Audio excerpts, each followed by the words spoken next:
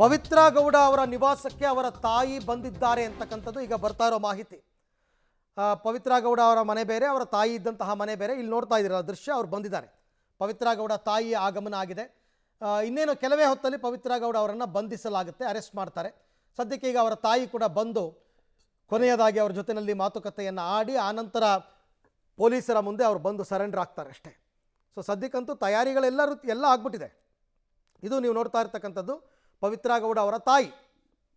ಅವರ ತಾಯಿ ಈಗ ಅವರ ನಿವಾಸಕ್ಕೆ, ಪವಿತ್ರ ಗೌಡ ನಿವಾಸಕ್ಕೆ ಬಂದಿದ್ದಾರೆ. ತಾಯಿ, ಮಗಳು ಎಲ್ಲರೂ ಇರ್ತಾರೆ. ಸೊ ಎಲ್ಲರ ಜೊತೆ ಮಾತನಾಡಿ ಅಂತಿಮವಾಗಿ ಅವರು ಪೊಲೀಸರ ವೆಹಿಕಲನ್ನು ಹತ್ತಬೇಕಾಗತ್ತೆ. ಅದು ಕೂಡ ಕೆಲವೇ ಹೊತ್ತಲಾಗುತ್ತೆ ಅಂತಕ್ಕಂಥ ಮಾಹಿತಿ. ಹೆಚ್ಚು ಕಡಿಮೆ ಕೋರ್ಟ್ ಆರ್ಡರ್ ಬಂದ ತಕ್ಷಣವೇ ಪೊಲೀಸರು ಪವಿತ್ರ ಗೌಡ ಮನೆ ಮುಂದೆ ಬಂದ್ಬಿಟ್ರು.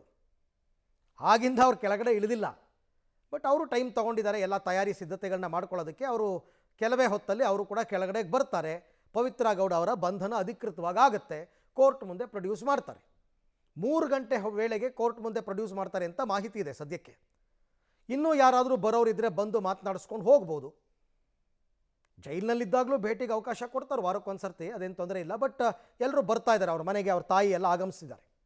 RR ನಗರದ ನಿವಾಸಕ್ಕೆ ಪವಿತ್ರ ಗೌಡ ಅವರ ತಾಯಿ ಬಂದಿದ್ದಾರೆ.